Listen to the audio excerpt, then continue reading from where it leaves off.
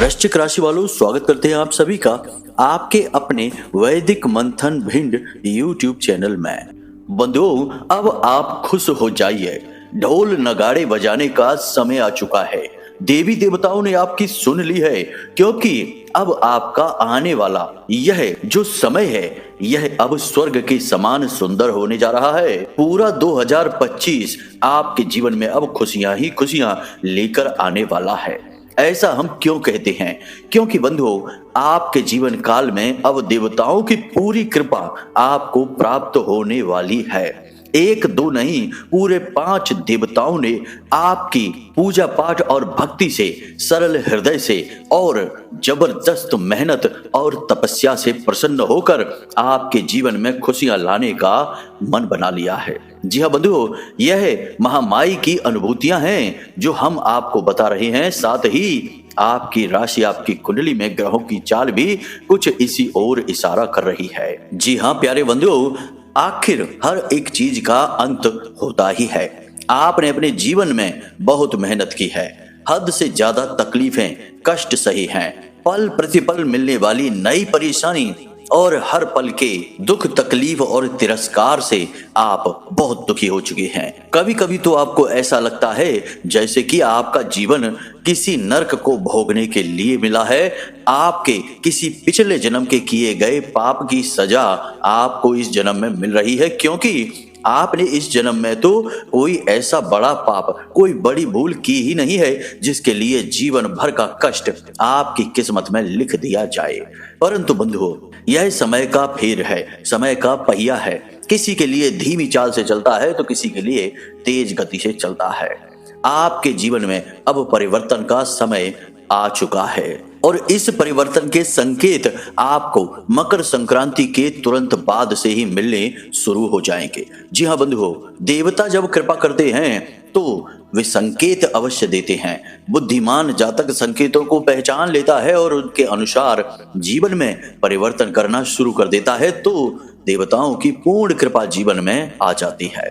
लेकिन जिन लोगों को ज्ञान नहीं होता है या जो लोग अपने आप को ही सब कुछ समझकर बैठते हैं, उन लोगों को ये संकेत दिखाई ही नहीं देते हैं, तो उनके लिए किसी भी समय में कभी भी कोई बदलाव नहीं होता है। क्योंकि दिव्य शक्तियों की जब तक कृपा और आशीर्वाद ना होंगे, जीवन में कभी सुख हासिल होगा ही नहीं। तो अब आपके लिए यह सुंदर समय आने वाला है। इसके संकेत आपको मिलने शुरू हो जाएंगे।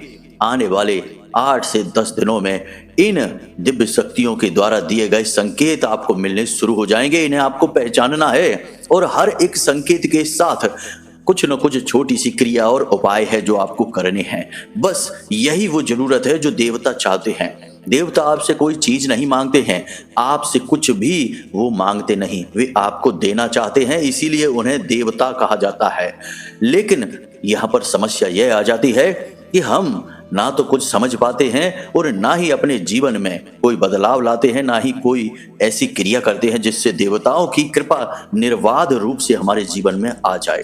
फिर हम कहते हैं कि हमारी तो किस्मत ही खराब है, हमारे तो भाग्य ही कभी नहीं खुलते हैं, हम तो जीवन में बस कष्ट भोगने के लिए ही आए हैं। ऐसी बातें हम करने लगते हैं। खैर बंधुओं, ऐसा कुछ भी अब आपको नहीं सोचना है। अब आपको सारी बातें ध्यान से समझनी है। हम आपको इन 5 देवताओं का नाम बताएंगे। ये 5 देवता क्यों आपके ऊपर कृपा करने वाले हैं, किस बात से वे आपसे प्रसन्न हो चुके हैं, यह भी बताएंगे। इसके बाद हम आपको संकेत बताएंगे और संकेतों के साथ की जाने वाली क्रियाएं, उपाय, ये भी हम आपको बताएंगे। तभी तो पूर्ण ज्ञान होगा जब हर एक बात का विस्तार होगा। जी हाँ बंधुओं, बस आपसे हम यह चाहते हैं कि आप इस कार्यक्रम को अंत तक अवश्य देखें, तभी हमारी मेहनत सफल होगी और माता रानी के प्रति हमारी भक्ति और प्रेम भाव भी सफल होगा। जी हाँ बंधुओं, तो चलिए बिना समय गवाए कार्यक्रम को शुरू करते हैं। माता रानी का नाम लेते हुए कमेंट बॉक्स में पूरे भक्ति भाव के साथ लिख डालिए, जय मां भद्रकाली कृपा करो। महामाई आपके ऊपर निश्चित कृपा करेंगी, हमें पूर्ण विश्वास है। इसी के साथ साथ बंधु, जो इस चैनल कार्यक्रम पर आज पहली बार आए हैं वे यह बात अच्छी तरह से समझ लें कि यह जो चैनल है और जो कार्यक्रम है यह मां भद्रकाली धाम से प्रसारित हो रहा है और आपके लिए यह सुनहरा अवसर है जब आप धाम से जुड़ सकते हैं, महामाई के परिवार के दिव्य परिवार के सदस्य बन सकते हैं। बस करना यह है कि चैनल को सब्सक्राइब कर लीजिए और कमेंट बॉक्स में लिख दीजिए, मैं भी महामाई के परिवार का हिस्सा हूं, मैं भी धाम के परिवार का हिस्सा हूं। ऐसा करते ही तुरंत महामाई की कृपा आप तक पहुंच जाएगी और अगले 3 दिनों में आपको एक बहुत अच्छी खबर, कोई ऐसी सूचना प्राप्त होगी जिसे सुनकर आपका मन प्रसन्न हो जाएगा। जी हाँ बंधु, तो चलिए जल्दी से चैनल को सब्सक्राइब करिए, फिर आगे बढ़ते हैं। गुरुजी एक बात बताओ, आप कहते हो वीडियो में कुंडली का विश्लेषण करवाओ, क्या कुंडली का विश्लेषण करवाना जरूरी है? हाँ, कुंडली का विश्लेषण करवाना जरूरी है। क्यों जरूरी है? देखो, जैसे हम बीमार होते हैं तो हम डॉक्टर के पास जाते हैं, अपनी रिपोर्ट लेकर जाते हैं और रिपोर्ट के आधार पर डॉक्टर हमें दवाइयां देता है और वे दवाइयां जब हम खाते हैं तो हमें आराम भी मिलता है और हम जल्दी ठीक भी हो जाते हैं। बजाय इसके कि हम ऐसे ही अंदाजे से दवाइयां लेते रहें, खाते रहें, कभी ठीक होंगे, कभी नहीं होंगे, कभी रिएक्शन भी हो सकता है। आपकी कुंडली जो है वह आपकी रिपोर्ट है, आपका एक्सरे है कि आपके जीवन में कहां कष्ट है, कौन सी ग्रहों की दशाएं हैं जो आपको रोक रही हैं, परेशानी आपके जीवन में पैदा कर रही हैं। कोई दोष तो नहीं है, जैसे पितृ दोष होता है, ग्रहों से अलग अलग ग्रहों से जनित होता है, कोई अनिष्ट ग्रह योग तो नहीं है, कोई बाधा तो नहीं है। तो ये आपकी रिपोर्ट है। अगर आप अपनी रिपोर्ट दिखा देंगे तो आपको सटीक समाधान मिलेंगे, समस्याओं का सही कारण पता चलेगा और जीवन में खुशहाली आएगी। नहीं दिखाएंगे तो अंदाजे से दवाइयां लेते रहिए, ठीक होने की कोई गारंटी नहीं है। तो बंधुओं, अब ध्यान से सुनिए, मकर संक्रांति के तुरंत बाद अगले 8 से 10 दिनों में आपके जीवन में कुछ ऐसी घटनाएं, ऐसे संकेत आपको मिलेंगे जो प्रमाण होंगे कि इन देवताओं ने, दिव्य शक्तियों ने आपके ऊपर कृपा करने का मन बना लिया है। इन संकेतों को जरा ध्यान से समझिए, क्योंकि कोई भी संकेत यदि आपसे मिस हो गया तो आप शायद इस सुनहरे अवसर को अपने हाथ से गवा बैठेंगे। याद रखना कि देवी देवता कभी साक्षात किसी के सामने प्रकट नहीं होते हैं, उसके लिए हजारों साल का तप लग जाता है, लेकिन देवी देवताओं की कृपा अवश्य प्राप्त हो जाती है थोड़ी सी मेहनत से ही। तो जब देवी देवता कृपा करते हैं तो वे संकेत के माध्यम से इंसान को सही मार्ग पर लाने की कोशिश करते हैं, उसकी मदद करते हैं और किसी न किसी को माध्यम बनाकर उसके जीवन का उद्धार करते हैं।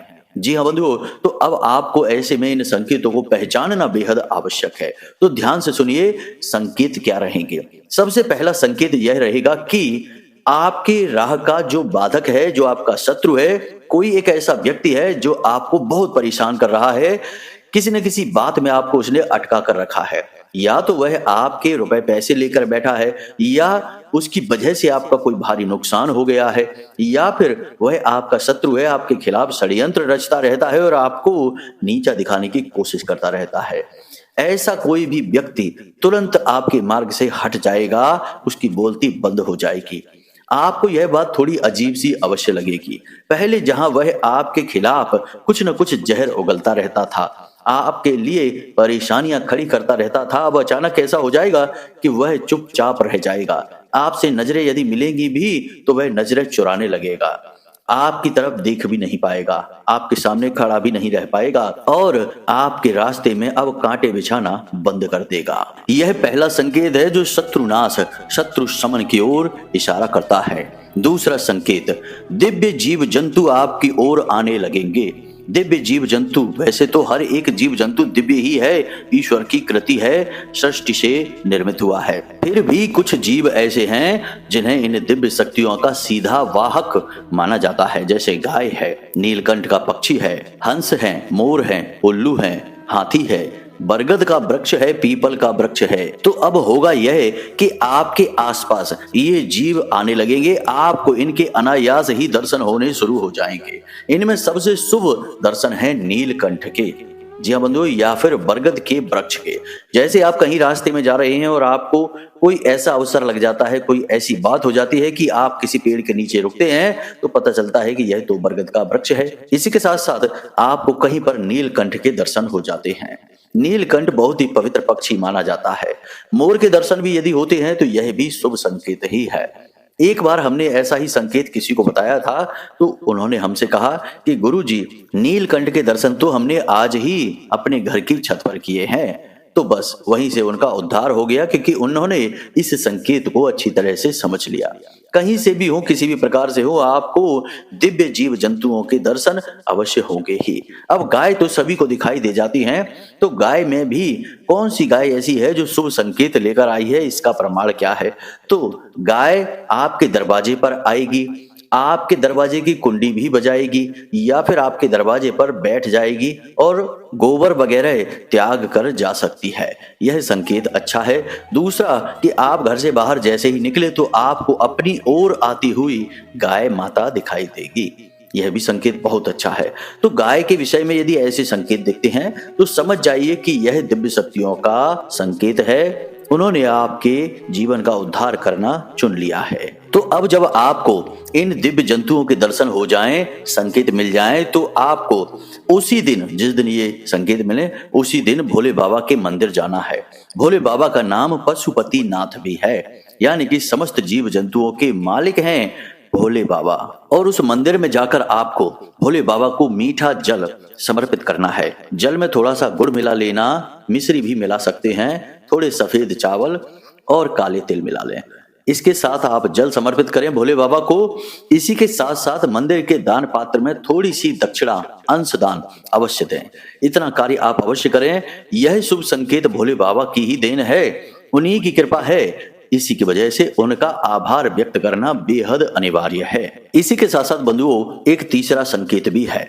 अचानक से आपको धन लाभ हो जाएगा, या फिर कोई ऐसी चीज आपको कहीं पड़ी मिल सकती है, जैसे कि कोई सिक्का कहीं जमीन पर आपको पड़ा मिल सकता है, थोड़े बहुत रुपए पैसे भी पड़े मिल सकते हैं, या फिर कोई किसी का जेवर है, जिसे ज्वेलरी कहते हैं, कोई अंगूठी है या कोई और ज्वेलरी का भाग है, आपको जमीन पर पड़ा मिल सकता है। यानी कि पैसे की आवक, धन लक्ष्मी स्वयं आपके जीवन में आने का मार्ग बना रही हैं। तो आपको यह संकेत यदि मिल जाता है, यानी कहीं रुपए पैसे पड़े मिलते हैं, कोई ज्वेलरी पड़ी मिलती है, या फिर आपको अचानक से कहीं से, जहां से उम्मीद ना हो, वहां से पैसे मिल जाते हैं, समझ जाइए कि यह संकेत मिल चुका है। तो ऐसे में आपको क्या करना है कि आपके घर में जो सबसे छोटी कन्या होगी, आपकी पुत्री भी हो सकती है, किसी और रिश्ते से आपकी भतीजी वगैरह या कोई और भी रिश्ता हो सकता है, कोई भी सबसे छोटी कन्या आपके घर में सदस्य है, तो उसके लिए आप कुछ मीठा लेकर जाएं। जी हाँ बंधुओं, वैसे भी हमारे हिंदू धर्म सनातनी परंपरा की यह रिवाज है कि जब हम किसी के भी घर जाते हैं तो कुछ मीठा लेकर जाते हैं, खाली हाथ नहीं जाते। और यहाँ तक कि जब हम अपने स्वयं के घर भी बहुत देर के बाद जाते हैं, जैसे सुबह निकले हम अपने काम धंधे व्यापार पर, फिर लौटकर अपने घर वापस जा रहे हैं, तो छोटे छोटे बच्चों के लिए कुछ ना कुछ थोड़ा बहुत चॉकलेट वगैरह, बिस्किट वगैरह या फिर कुछ और फल वगैरह अवश्य ले जाते हैं, क्योंकि बच्चे आस लगाते हैं और बच्चे भगवान का स्वरूप होते हैं। तो यदि आप बच्चों के चेहरे पर मुस्कुराहट, खिलखिलाहट लेकर आते हैं तो उनके स्वरूप में भगवान ही हंसते हैं। इसलिए खाली हाथ कहीं न जाएं, इसका विधान है। अपने घर में भी खाली हाथ न जाएं, यह भी विधान है।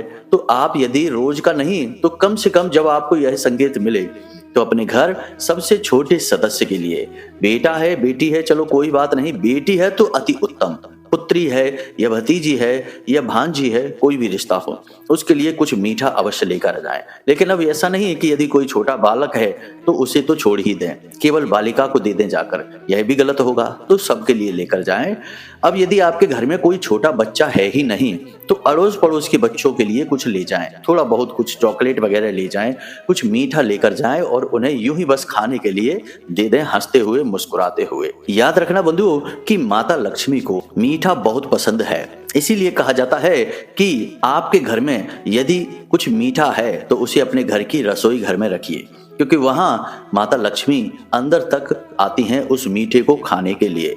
जबकि माँ लक्ष्मी की बड़ी बहन, जिन्हें अलक्ष्मी या दरिद्रता देवी कहा जाता है, उन्हें तीखा और खट्टा बहुत पसंद है। तो बहुत सारे लोग अपने घर के दरवाजों पर नींबू और मिर्ची लगाकर रख देते हैं, ताकि दरिद्रता यदि आए तो वहीं से अपना भोजन लेकर वापस चली जाए, घर के अंदर प्रवेश ना करे। तो यहाँ से आप समझिए कि यह उपाय इसी तरह कार्य करता है। अब अगला संकेत ध्यान से समझिए, यह आपसे जुड़ा हुआ है, आपके स्वयं से जुड़ा हुआ है।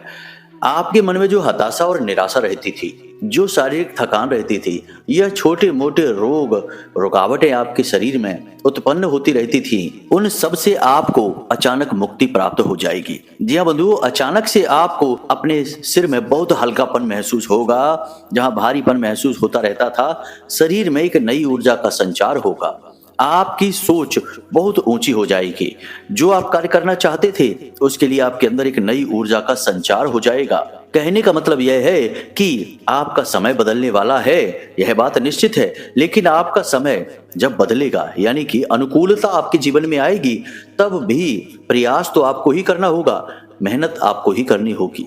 तो यदि दिव्य शक्तियां ऐसा न करें, केवल आपको संकेत देती रहें और आपको बीमार, आलसी और काम को टालने वाला बनाकर रखें, तो आपका अच्छा समय आकर भी चला जाएगा, लेकिन आपके जीवन में इसका प्रभाव नहीं दिखेगा।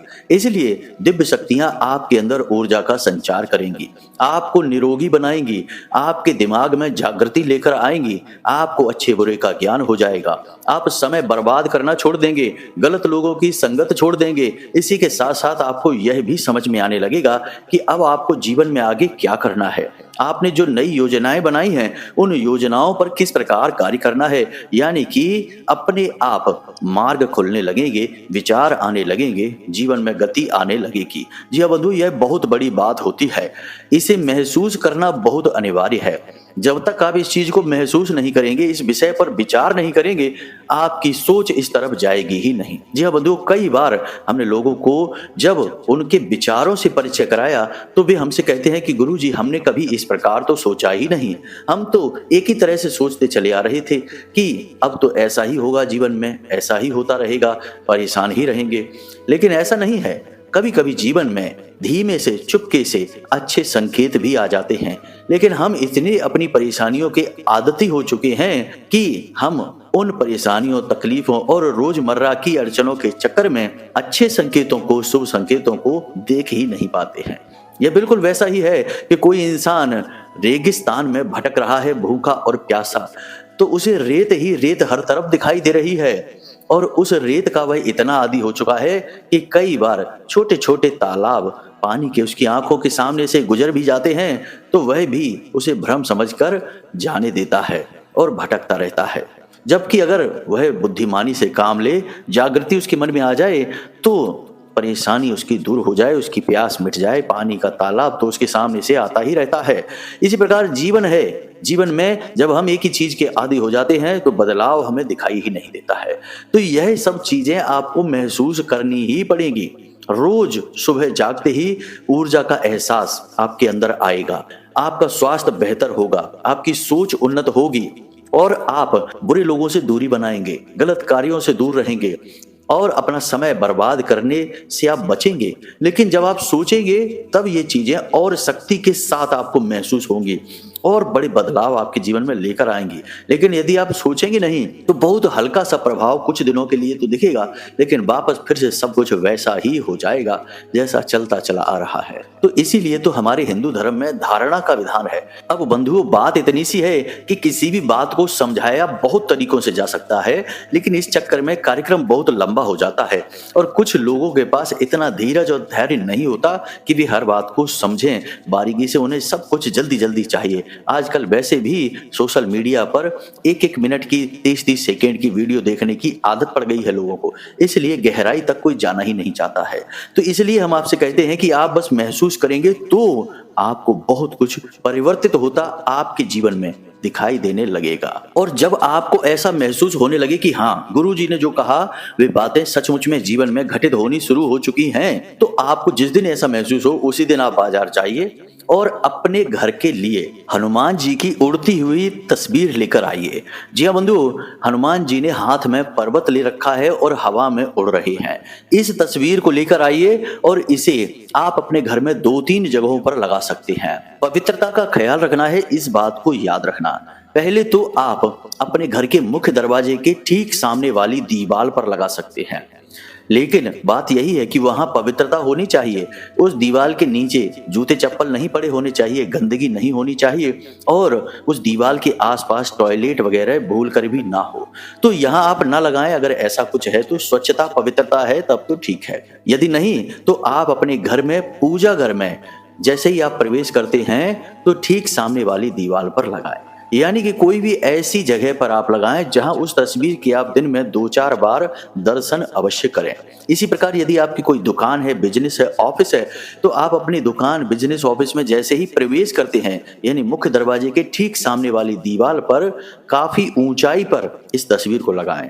बहुत ऊंचाई पर यानी लगभग छत से जुड़ी हुई उस कोने पर ही लगा दें। तो जब आप वहां प्रवेश करें तो आपको यह तस्वीर के दर्शन हो जाए। चमत्कार ही हो जाएगा बंधु जब आप इस तस्वीर को लगा देंगे। जो एहसास, ऊर्जा के आप महसूस करेंगे अपने मन मस्तिष्क में, अपने शरीर में, वे कई गुना बढ़ जाएंगे। इसी के साथ साथ बंधुओं, अंतिम संकेत यह रहेगा कि आपका मन अचानक से धार्मिक होने लगेगा, सात्विक होने लगेगा। आप उल्टी सीधी चीजें खाना बंद कर देंगे। बाहर का उल्टा सीधा खाना जो होता है ना, जिसमें मिलावटें बहुत होती हैं, लहसुन प्याज बहुत होता है, मसाले बहुत होते हैं, या फिर तमाम तरीके के मांसाहारी भोजन होते हैं, उन सब को आप त्याग देंगे। आपके मन में धार्मिकता के भाव आने लगेंगे। आप अपने मोबाइल में धर्म से जुड़े वीडियो देखने लगेंगे, संतों की वाणी सुनने लगेंगे और भजन आदि सुनने में आपकी रुचि बढ़ जाएगी। आपके मन में भगवान के लिए भाव उत्पन्न होगा और आप खुद भी भजन गुनगुनाने लगेंगे। कभी कभी तो आप श्लोकों को भी गुनगुना लिया करेंगे और प्रतिदिन आपका मन मंदिर जाने को होने लगेगा। भगवान की पूजा पाठ भक्ति में आपकी रुचि बढ़ने लगेगी। धर्म का जो भाव है वह गहरा होने लगेगा। यह बहुत बढ़िया संकेत है, बहुत ही सकारात्मक संकेत है और बड़े भाग्यशाली लोग होंगे जो उन्हें जो यह संकेत मिलेगा। जी हाँ बंधु, मतलब कि भगवान खुद आपको बुला रहे हैं। वह आपने सुना तो होगा ही, कहीं पर हमने सुना था कि जब तक भगवान नहीं चाहेंगे वे आपकी भक्ति स्वीकार नहीं करेंगे। आप चाहे कितनी ही पूजा पाठ करते रहिए, और भगवान यदि चाहेंगे तो आपकी कुछ दिन की माला फेरने से, कुछ दिन के चालीसा पढ़ने से ही बहुत अधिक प्रसन्न हो जाएंगे। यह वही समय है कि अब भगवान चाह रहे हैं आपको अपने पास बुलाना, यानी आपको अपने आप से जोड़ना चाहते हैं, अपना प्रेम देना चाहते हैं, इसीलिए भाव उत्पन्न कर रहे हैं। यदि ऐसा आपके मन में आने लगे तो आपको क्या करना है, ध्यान से समझिए। ऐसी स्थिति में सबसे पहले आपको अपने मोबाइल में अपने आराध्य का, जिनका आप नाम लेना पसंद करते हैं, भजन गाते हैं, जिनकी लीलाएं कथाएं आपको अच्छी लगती हैं, उनका वॉलपेपर अपने मोबाइल में लगा लें। सबसे पहला काम यही करें। उसके बाद आपके आराध्य का जो दिन हो, जैसे भोले बाबा हैं यदि आपके आराध्य तो सोमवार के दिन, या फिर हनुमान जी हैं तो मंगलवार के दिन, आप एक काम करें, हवन कर लें अपने घर में। हवन करना बेहद आवश्यक होता है। हवन से हमारी आसपास की ऊर्जा जो नकारात्मक है वह भाग जाती है, सकारात्मक ऊर्जा बढ़ती है और देवताओं से हमारा संबंध बहुत मजबूत होता है। हवन एक बहुत ही वैज्ञानिक और आध्यात्मिक पद्धति है। तो आप क्या करें कि उनके दिन पर, यानी भोले बाबा है तो सोमवार के दिन रात्रि के समय हवन का आयोजन कर लें और खुद ही कर लें हवन। किसी की आवश्यकता नहीं है आपको, बस शुद्धता का ख्याल रखें और हवन के बारे में अपने पंडित जी से पूछ लें थोड़ा बहुत, यदि आपको नहीं आता है तो। वैसे तो हम बता ही देते हैं, फूल लाइए, प्रसाद लाइए भगवान के लिए, और जो हवन की सामग्री होती है उस सामग्री को लेकर आइए और कपूर लाइए और थोड़ा सा हवन, केवल एक माला का हवन कर लीजिए। यानी कि भोले बाबा का जो मंत्र है, पंचाक्षरी मंत्र, जिसे महाशक्तिशाली महामंत्र भी कहा जाता है, उस मंत्र का उच्चारण करते हुए 108 आहुतियां कर लीजिए। इतना सा हवन कर लीजिए। यदि आपसे कोई छोटी मोटी भूल चूक भी हो जाती है तो वह स्वीकार्य है, आपके लिए क्षमा है, क्योंकि आप इतने अनुभवी नहीं हैं। यदि आपको अनुभव है तब तो सर्वोत्तम है, यदि नहीं है तो आपको जैसा समझ में आ रहा है वैसा आप कर लीजिए। बस हवन में मंत्र उच्चारण करते हुए 108 आहुतियां समर्पित कर दीजिए। इतना यदि आप कर पाते हैं तो बहुत ही शुभ संकेत है। देवता सीधे आपसे जुड़ जाएंगे और कोई भी आपका बाल विवाह का नहीं कर पाएगा और आने वाला समय आपका बहुत ही शुभ रहने वाला है। 5 देवताओं के विषय में हमने आपको बताया था, ध्यान से सुनिए। 5 देवता सूर्य देव हैं, शनि देव हैं, भगवान श्री हरि विष्णु हैं, माता लक्ष्मी हैं और हनुमान जी हैं। अब ऐसा क्यों है? क्योंकि यह मकर संक्रांति के बाद का जो समय है यह सूर्य देव और शनि देव को समर्पित है। यह पूरा वर्ष मंगल देव को समर्पित है और इनके आराध्य हनुमान जी हैं। और भगवान श्री हरि विष्णु और माता लक्ष्मी वे इस संसार के संचालक हैं। हर एक परिस्थिति में वे आपके साथ ही हैं, हर एक जीव का संचालन कर रहे हैं। लेकिन जब कोई शुभ घड़ी जीवन में आती है, जब दैवी शक्तियां घनीभूत होती हैं, तो वहां भगवान श्री हरि विष्णु और माता लक्ष्मी अवश्य मौजूद रहते ही हैं। तो इस प्रकार 5 शक्तियों का आपको साथ मिलने वाला है। अब आप हमें समय समय पर कमेंट करके या मैसेज करके यह अवश्य बताना कि आपको इनमें से कौन से संकेत मिले हैं। यदि मार्गदर्शन चाहिए तो आप फोन भी कर सकते हैं, हम आपको फोन के द्वारा सही मार्गदर्शन भी दे देंगे। और यदि कुंडली का आकलन कराना है तो इसके लिए भी हमने वीडियो में जो नंबर दिया है बस उसी नंबर का प्रयोग करना है। छोटी सी दक्षिणा के साथ आपका कुंडली का श्रेष्ठतम आकलन हम करके आपको दे देंगे। तो चलिए बंधु, आज के इस कार्यक्रम को यहीं पर समाप्त करते हैं। उम्मीद करते हैं कि जो बातें हमने आपको बताई हैं वे आपको समझ में आ गई हैं। आप उन बातों का प्रयोग करके अपने जीवन में बदलाव अवश्य लेकर आ पाएंगे। इसी के साथ साथ बंधु, हमारा आपसे बस यही कहना है कि हमेशा हंसते रहिए, मुस्कुराते रहिए, सकारात्मक रहिए और महामाई पर अपनी आस्था और विश्वास बनाकर रखिए, क्योंकि आपका उद्धार तो वहीं से होना है। तो प्रेम से बोलिए जय माई की, जय मां भद्रकाली। महामाई आपका कल्याण करेंगी। धन्यवाद।